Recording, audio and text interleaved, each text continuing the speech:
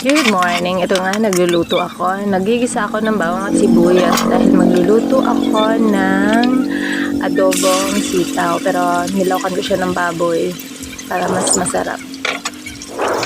Ayan, gisa-gisa muna ako. Tapos lutuin ko, palalambutin ko muna siya kasi uuwi yung aking anak na panganay mamayang tanghali kasi half day lang ang kanyang pasok.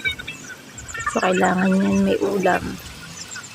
So, ayan nga, abang nag-aantay ako. Ayan, medyo parang luto na siya, pero may dugo-dugo pa. Kunting kulo pa. Kasi ayun, nilagay ko na ang sitaw. Nabili ko lang pala yan sa halagang 20 pesos. Napakarami na po yan.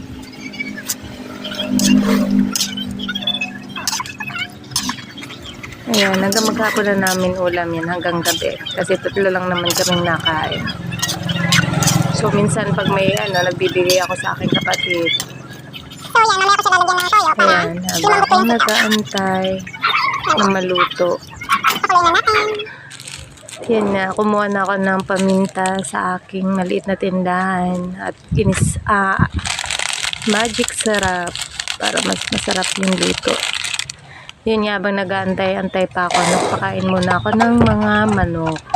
So, dyan din ako kumuha ng itlog. Kasi minsan marami silang iniitlog, minsan wala.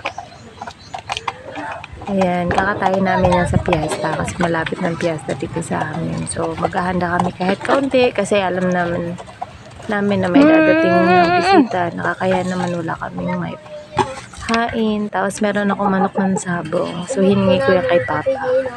Ako nagpapakain yan. Malay mo, baka matayaan ng tikay, charot. Ito nga ang aking pusa. Pusa ng kapitbahay pero dito na sa amin. Si Sunny, si Aji. Ayos ang upo mo, Aji. Ito ang aking aso, si Ali. Ito ang aming pusa, si Maui. Aso namin, si Sam. Yan, yan. Makulit na si Sam. Magaling na siya kasi masama ang pakiramdam niya. Ayan, habang nag-aantay ng luto, nag-aantay din itong aking mga pusa, aso. Ayan, nag-aantay sila para bigyan ng pagkain. So, ito na nga. Mas dinamihan ko po yung sabaw kasi yun po mga gusto ng bata. At saka kasi po sa mga aso, isinasabawan ko po ang mga kanin nila.